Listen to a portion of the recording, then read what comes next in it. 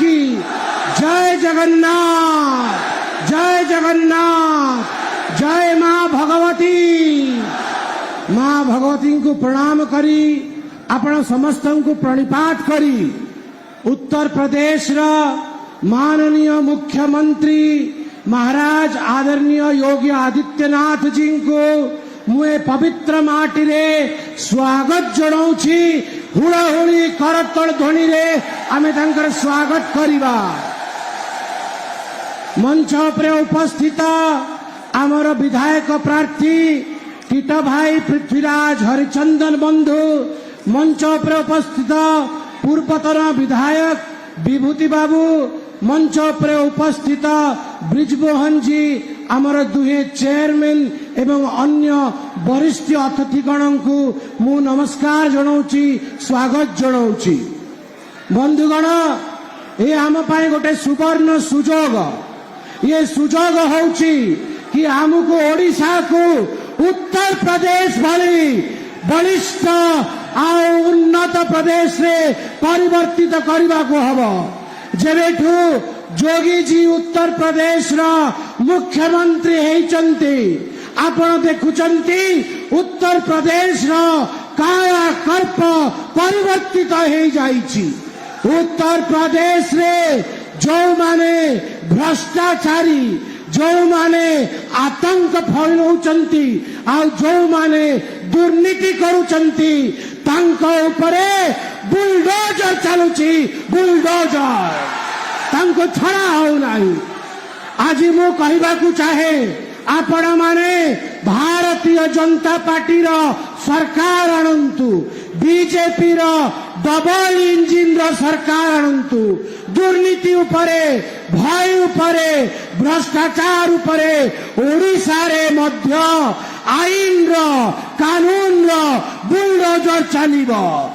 माननीय योगी जी, मैंने यही कहा है महाराज जी कि जैसे उत्तर प्रदेश में कानून का बुलडोजर चलता है भ्रष्टाचार के ऊपर और भय के ऊपर, अगर भारतीय जनता पार्टी की सरकार बनती है उड़ीसा में तो हम भी यहाँ पर भय, भ्रष्टाचार और भुखमरी के ऊपर बुलडोजर चलाएंगे, कानून का, संविधान का। आज उत्तर प्रदेश में राम राज्य स्थापित है। मु आह्वान दौची, आपण मते सांसद करंतु, आ पृथ्वीराज भाई को विधायक करंतु। जगन्नाथंकर संपूर्ण कृपा रहिबो। ओडिशा रे मध्य राम राज्य स्थापित हबो, ओडिशा मध्य उन्नत प्रदेश हबो। अंततः सर्वशेष रे मु आपण समस्त को हाथ जोड़ी की कहिबी कि हे मां भगवती, गत थर निर्वाचन रे आपण मो परीक्षा लेथिले, मात्र 11,000 व्यवधान रे मु रही जाइथिली। मां भगवती, मु आपणकर पाद तळे प्रणाम करूछि, मु आपणकर पाद तळे प्रणाम करूछि। मां भगवती, हे भगवती मां मते बंचेई नियो, हे भगवती मां मते पणत कानी ढांकी नियो, हे भगवती मां मते तम सुपुत्र को तमे आशीर्वाद देकी विजय करो।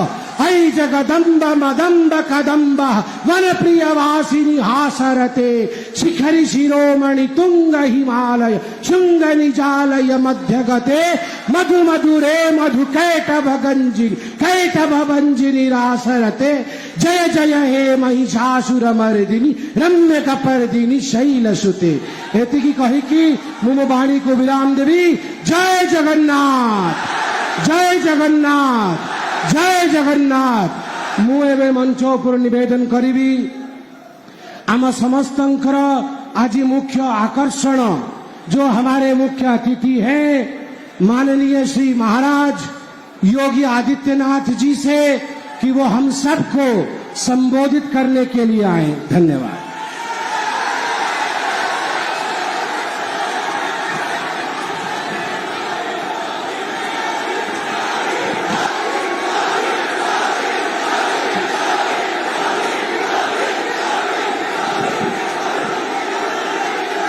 भारत माता की, भारत माता की, भारत माता की। महाप्रभु जगन्नाथ की, महाप्रभु जगन्नाथ की। जय श्री राम, जय श्री राम। बहनों और भाइयों, मेरा सौभाग्य है कि आज मुझे महाप्रभु जगन्नाथ के इस पावन धराधाम पर महाभगवती के इस आंगन में शहीदों की इस क्रांति धरा में आप सबसे संवाद का अवसर प्राप्त हो रहा है। इस अवसर पर इस पावन धरा को नमन करते हुए आप सभी का मैं हृदय से अभिनंदन करता हूं, स्वागत करता हूं। मंच पर उपस्थित भारतीय जनता पार्टी के वरिष्ठ नेता, छत्तीसगढ़ से शिक्षा मंत्री श्री बृजमोहन अग्रवाल जी, चिल्का के पूर्व एमएलए डॉक्टर विभूति भूषण हरिचंदन जी, भारतीय जनता पार्टी के राष्ट्रीय प्रवक्ता और पूरी पार्लियामेंट्री कॉन्स्टिट्यूएंसी से भारतीय जनता पार्टी के हमारे लोकप्रिय प्रत्याशी डॉक्टर संबित पात्रा जी, विधानसभा चिल्का के भारतीय जनता पार्टी के हमारे प्रत्याशी श्री पृथ्वीराज हरिचंदन जी, यहां के लोकसभा के संयोजक श्री शंकर परिदा जी, विधानसभा के प्रभारी विकास पटनायक जी, विधानसभा के संयोजक श्री दुष्यंत हरिचंदन जी, मंच पर उपस्थित श्री अमरेंद्र राणा सिंह जी, श्रीमती ज्योतिष्ना वहेरा जी और भारतीय जनता पार्टी के सभी पदाधिकारी के साथ साथ भारी संख्या में पूरी पार्लियामेंट्री कॉन्स्टिट्यूएंसी और चिल्का असेंबली से जुड़े हुए मेरे सभी उपस्थित बहनों और भाइयों, भगवान जगन्नाथ, बलभद्र और माता सुभद्रा की कृपा भूमि को कोटि कोटि नमन करते हुए मां भगवती के श्री चरणों में नमन करता हूं। आप सबका मैं हृदय से अभिनंदन करता हूं। ये मेरा सौभाग्य है कि मैं मर्यादा पुरुषोत्तम प्रभु श्री राम की पावन धरा अयोध्या से लीलाधारी भगवान श्री कृष्ण की पावन धरा मथुरा से आप सबका अभिनंदन करने के लिए आपके बीच में मैं आज यहां पर आया हूं। मैं सबसे पहले धन्यवाद दूंगा भारतीय जनता पार्टी के अपने प्रत्याशी डॉक्टर संबित पात्रा को, जिन्होंने पूरी किस पावन धरा पर मुझे आने का अवसर दिया। बहनों और भाइयों, पूरी हम सनातन धर्मावलंबियों के लिए एक पावन नगरी है। प्रारंभ से ही सप्तपुरियों में से एक हमारी जगन्नाथपुरी है और भगवान आदि शंकराचार्य ने भी जो 4 पीठ स्थापित किए हैं उनमें से पुरी एक है। पुरी के बगैर भारत की सनातन परंपरा की कल्पना भी नहीं की जा सकती है। और इसीलिए जब मैं यहां आया हूं तो मां भगवती के श्री चरणों में यही प्रार्थना करने के लिए आया हूं कि आपको भी, हम सबको भी इतनी ताकत दे कि हम लोग डबल इंजन सरकार उड़ीसा के अंदर ला करके लैंड माफिया, सैंड माफिया, यहां के फॉरेस्ट माफिया, यहां के कैटल माफिया, इन सब को भी यूपी के बुलडोजर की तरह यहां पर भी उसका रास्ता बनाने का काम कर सके।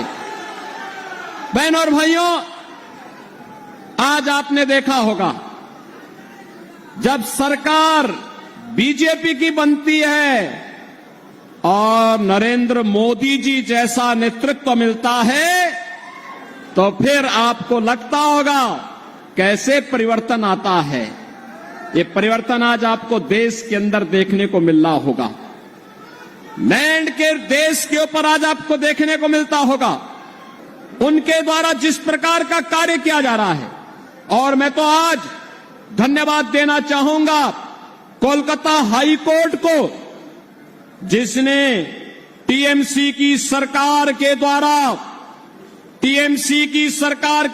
2010 से लेकर के लगातार मुस्लिमों को ओबीसी की जातियों में जबरन शामिल करके उन्हें ओबीसी के आरक्षण में घुसपैठ करने का एक षड्यंत्र किया था। कोलकाता हाई कोर्ट ने एक महत्वपूर्ण फैसले में टीएमसी के सरकार के इन सभी फैसलों को पलट के कहा कि नहीं, भारत के अंदर धर्म के आधार पर आरक्षण नहीं हो सकता। आरक्षण पर बाबा साहब भीमराव अंबेडकर का जो मंतव्य है वो अंतिम मंतव्य है, हमें उसका संविधान की उन भावनाओं का पालन करना चाहिए। बहनों और भाइयों, धार्मिक आधार पर आरक्षण यह भारत की संविधान की मूल भावनाओं के विपरीत है। अनुसूचित जाति, जनजाति और पिछड़ी जाति के लोगों को ही आरक्षण का लाभ मिलना चाहिए और वह भी भारतीय मूल के होने चाहिए।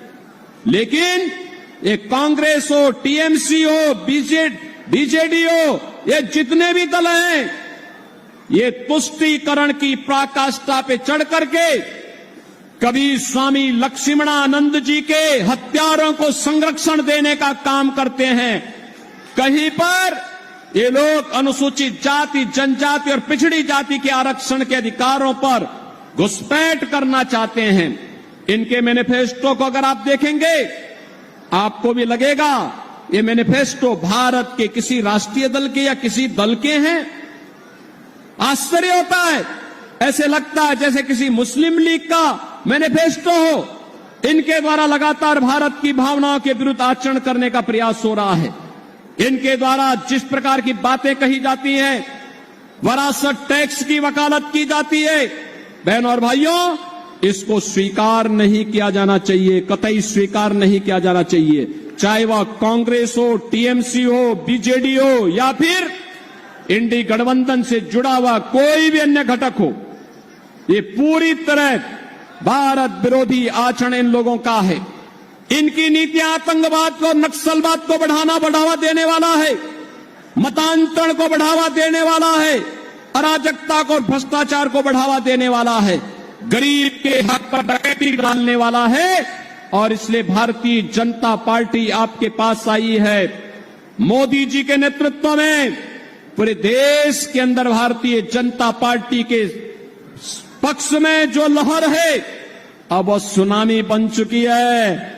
और आप देखना 4 जून को जब परिणाम आएंगे तो 4 जून के परिणाम में अब की बार 400 पार का लक्ष्य पूरा होगा।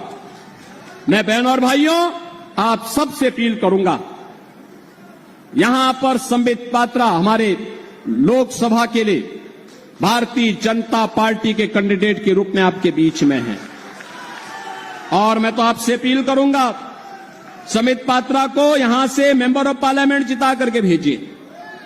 आप देखना जगन्नाथपुरी की कायाकल्प ऐसे ही वे करेंगे जैसे अयोध्या का हुआ है और काशी का हुआ है। हम लोग सपोर्ट करेंगे, उनको पूरा समर्थन करेंगे। और मैं तो कहूंगा मैं तो कहूंगा संबित पात्रा जी से भी कहूंगा और पृथ्वीराज हरिचंदन जी से भी कहूंगा कि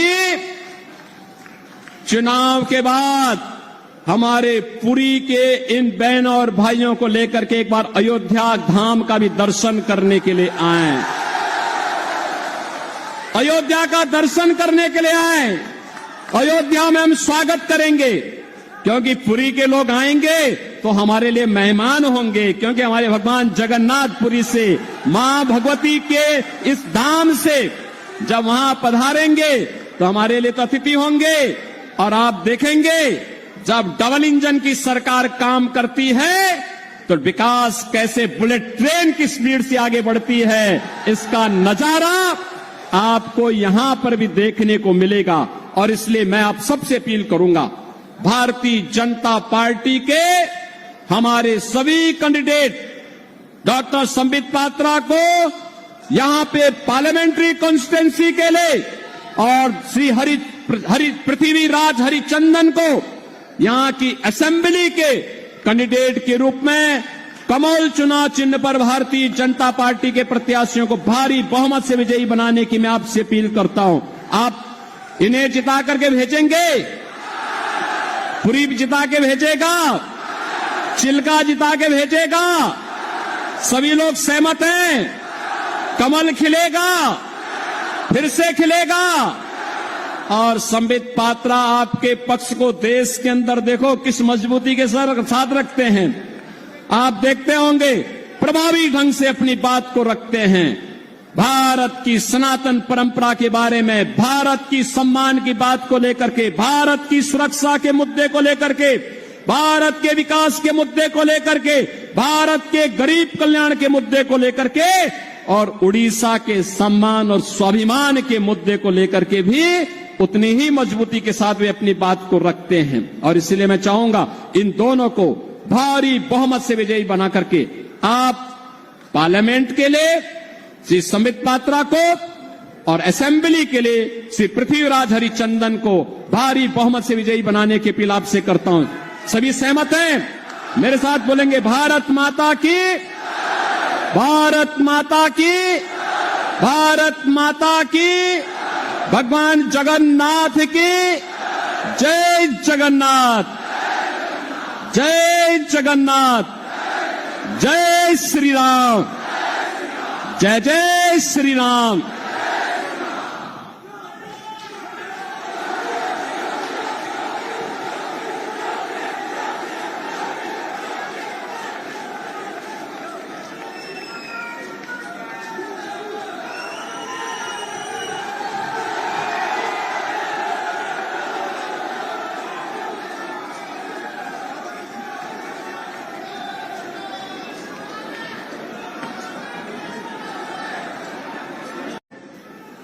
आतंकवाद पर नियंत्रण हुआ है, नक्सलवाद नियंत्रित हुआ है। अब तो कहीं पे पटाखा भी फट जाए ना तो पाकिस्तान पहले सफाई देता है, कहता है कि साहब मैंने नहीं किया है, क्योंकि इसे मालूम है ये नया भारत है, मोदी का भारत है। ये छेड़ता नहीं, लेकिन कोई छेड़ता है तो उसको छोड़ता भी नहीं है। और इसीलिए पाकिस्तान सफाई देने की मुद्रा में आता है। बहनों और भाइयों, मोदी जी के नेतृत्व में डेवलपमेंट के जो कार्य भारत के अंदर हुए हैं, आज आप देख रहे होंगे हाईवे, रेलवे, हाईवे में 4 लेन, 6 लेन, 12 लेन हाईवे बन रहे हैं। तेजी के साथ नया इंफ्रास्ट्रक्चर खड़ा हो रहा है। रेल मीटर गेज से अब ब्रॉड गेज में, अब मीटर गेज की ट्रेन नहीं, अब बुलेट स्पीड से चलने वाली वर्ल्ड क्लास ट्रेन की सुविधा मोदी जी पूरे देश के अंदर कहीं वंदे भारत के रूप में, कहीं अमृत भारत के रूप में, कहीं नमो भारत के रूप में देने का कार्य कर रहे हैं। IIT, IIM, triple IT, NIT, AIIMS, world class university. और बहनों और भाइयों, हर घर नल की योजना के माध्यम से शुद्ध पेयजल की आपूर्ति पूरे देश के अंदर उपलब्ध करवाने की बड़ी कार्य योजना को भी मोदी जी ने लागू किया है। गरीब कल्याणकारी योजनाओं को लेकर के जब डबल इंजन की सरकार होती है तो कितना लाभ मिलता है।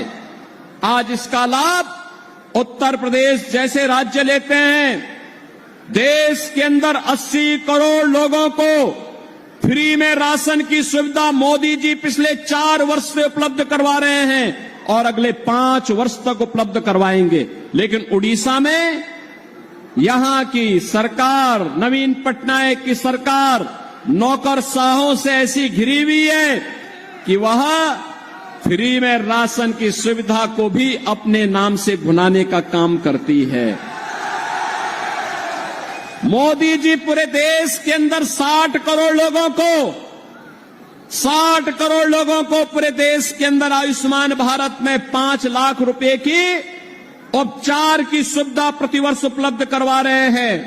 लेकिन यहां पर नवीन पटनायक जी की सरकार यहां पर आयुष्मान भारत लागू नहीं होने देना चाहती है। बहनों और भाइयों, आप देख सकते हैं किसानों को किसान सम्मान निधि, हर घर में शौचालय का निर्माण, घर घर में उज्ज्वला योजना के कनेक्शन और 4 करोड़ गरीबों के सिर को ढकने के लिए पीएम आवास की सुविधा देश के अंदर बिना भेदभाव के मिली है। आप देख सकते हैं मोदी जी ने 10 वर्ष में जो दिया है इसमें किसी का चेहरा नहीं, जाति नहीं, मत नहीं, मजहब नहीं, क्षेत्र नहीं, भाषा नहीं, पूरे देश के अंदर सबका साथ और सबके विकास के भाव के साथ इन योजनाओं को देश के अंदर लागू करने का काम किया है। लेकिन आज भी कुछ लोग ऐसे हैं देश के अंदर, बहनों और भाइयों, जो रहते भारत के अंदर हैं, खाते भारत के अंदर हैं, लेकिन गाते पाकिस्तान का है। उनके द्वारा जाने अनजाने में ऐसी बातें कही जाती है, पाकिस्तान का राग अलापा जाता है। पाकिस्तान के बारे में, भारत के दुश्मनों के बारे में उनका महिमा मंडन के द्वारा किया जाता है। और मैं तो कहता हूं, जो पाकिस्तान का राग अलापते हैं, भारत के दुश्मनों का महिमा मंडन करते हैं, मैं उनसे कहता हूं वे काई भारत के अंदर बोझा बने हुए, जाओ ना वहीं चले जाओ। अरे भारत तो 80 करोड़ लोगों को फ्री में राशन दे रहा है और पाकिस्तान में 23 करोड़ की कुल आबादी वह भी भूख से तड़प रही है। 1 किलो आटा के लिए, 1 किलो गेहूं के लिए आज वे तड़पते हुए दिखाई देते हैं। जितनी पाकिस्तान की आबादी है उससे बड़ी आबादी को मोदी जी ने 10 वर्ष में गरीबी रेखा से ऊपर उठा करके एक खुशहाल जीवन की ओर अग्रसर किया है। बहनों और भाइयों, मैं तो आज आपके पास आया हूं कहने के लिए, मोदी जी के नेतृत्व में सम्मान भी है, सुरक्षा भी है, विकास भी है, गरीब कल्याण भी है और मोदी जी के नेतृत्व में विरासत का संरक्षण भी है। आप सोचो, अयोध्या में राम मंदिर का निर्माण कोई सोचता था? 500 वर्षों का इंतजार समाप्त हुआ और आज आप अयोध्या में जाएंगे, बहनों और भाइयों, हमारी पुरी तो यहां पर भगवान जगन्नाथ पुरी तो पहले से पुरी है। और यहां पर क्या हुआ, नवीन पटनायक सरकार के संरक्षण में भगवान जगन्नाथ पुरी के मुख्य खजाने की चाबी ही यहां गुम हो गई है। भगवान के खजाने में भी डकैती डाल दे रहे हैं। यानी केवल लैंड माफिया और सैंड माफिया ही नहीं है, अब भगवान के खजाने में भी ये लोग सेंध लगा रहे हैं। और आप आइए थोड़ा अयोध्यापुरी में आप आएंगे, आपको प्रभु राम के समय की अयोध्या चमकती हुई अयोध्या दिखाई देगी, चमकती हुई अयोध्या दिखाई देगी। आज वहां गुलामी के सारे ढांचे हट गए हैं। अब कोई वहां पर गुलामी की बात नहीं कर सकता है। अब तो अयोध्या में जय श्री राम के ही नारे लगते हैं। क्या नारे लगते हैं? जय श्री राम का। बहनों और भाइयों, जय श्री राम का जो ये नारा है ना, आज ये पूरे देश के अंदर गूंज रहा है। मैं तो आपसे अपील करने के लिए आया हूं, मैं आपसे अपील करने के लिए आया हूं। देश के अंदर 5 चरणों के चुनाव संपन्न हो चुके हैं और छठे चरण में आपको भी 25 मई को चुनाव करना है।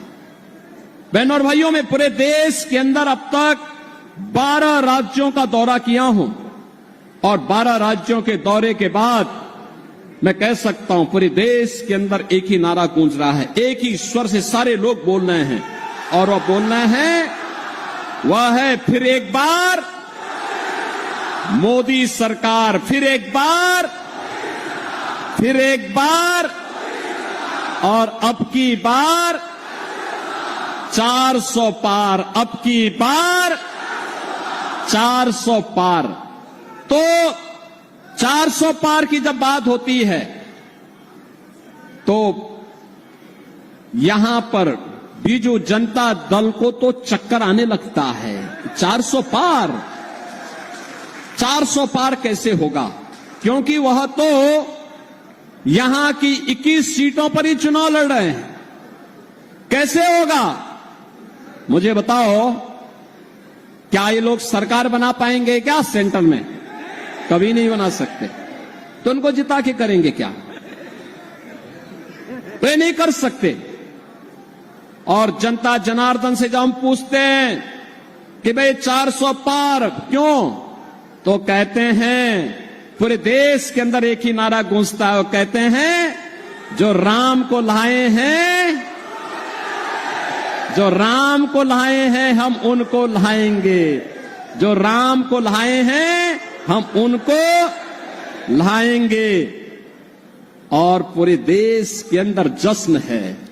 आज आपने अयोध्या में देखा होगा 500 वर्षों के बाद, 5 सदी के बाद प्रभु राम ने अपना जन्मोत्सव भी अयोध्या में अपनी जन्मभूमि में मनाया है और होली भी वहां पर खेली है। बहनों और भाइयों, एक नया भारत अपनी विरासत और विकास की यात्रा को लेकर के चल रहा है। दूसरी ओर आपके सामने मैं कहना चाहूंगा, चाहे वह बीजू जनता दल हो, ये तो नौकरशाहों से घिरी हुई सरकार है और नौकरशाही जब किसी सरकार को घेरता है तो तानाशाही को जन्म देता है। जनता जनार्दन से उसका कोई वास्ता नहीं होता है। वहां पे भ्रष्टाचार पनपता है, गरीब के हक पर डकैती पड़ती है, वहां पे लैंड माफिया, सैंड माफिया और प्रशासनिक तंत्र पूरी तरह विफल हो चुका होता है।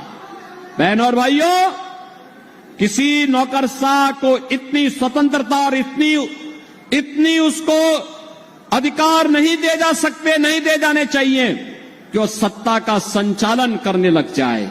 उसका काम सत्ता का संचालन करना नहीं है। सत्ता का संचालन संसदीय लोकतंत्र में जनता के द्वारा चुने गए जनप्रतिनिधियों के माध्यम से ही होना चाहिए। वही सही लोकतंत्र का प्रतीक है। और इसीलिए मैं आपके पास आया हूं आपसे कहने के लिए कि बहनों और भाइयों, एक और यहां की सरकार नौकरशाहों से घिर करके उड़ीसा के भावनाओं के विपरीत आचरण कर रही है। उड़िया परंपरा और संस्कृति को पूरी तरह माखोल उड़ाने का काम कर रही है। उड़िया परंपरा को पूरी तरह अपमानित करने का काम कर रही है।